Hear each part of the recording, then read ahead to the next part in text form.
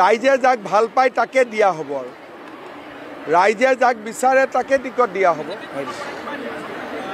একো নাই ৰাইজে ভাল পালে হ'ল যাৰ জিকাৰ সম্ভাৱনা বেছি থাকিব 126টাতে দিম 22টাত নিজিকো 103টাত আমি যুঁজ দিম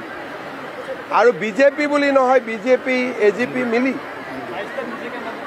22টাত কেনেকৈ জিকিম আমাৰ জিকাৰ পৰিৱেশ নাই ডেমোগ্ৰাফি নাই আলোচনা হৈয়ে থাকে কালিও পাতিছোঁ পৰহিও পাতিছোঁ যেতিয়াই কেবিনেট হয় এজিপিৰ লগত আমি পাতিয়ে থাকোঁ ৰঙিয়াটোতো বিজেপিৰ এমএলএ আছেই গতিকে আৰু এমএলএ ক'ত চেঞ্জ হ'ব এমএলএ থকা সমষ্টিটো এজিপিৰ নাযায় বা এজিপিৰ এমএলএ থকা সমষ্টিও যদি বিজেপিয়ে লয় তাৰ পৰিৱৰ্তে বেলেগ এটা সমষ্টিটো দিব লাগিব ইলেকশ্যনৰ কমিটিত বহি যিসকল যুৱ প্ৰাৰ্থীৰ টিকেট পাব যোগ্য তেওঁলোকক দিয়া হয় কিন্তু 10 জনক দিম 12 জনক দিম আগতে চিন্তা কৰি কোনেও নলয় এতিয়া শেষ নহয় এতিয়াতো আমি বহুত আগবাঢ়ি গ'লোঁ এতিয়া প্ৰতিৰোধ নহয় এতিয়াতো আমি আগবাঢ়ি গ'লোঁ তেওঁলোক এতিয়া পলায়ন মুডত আছে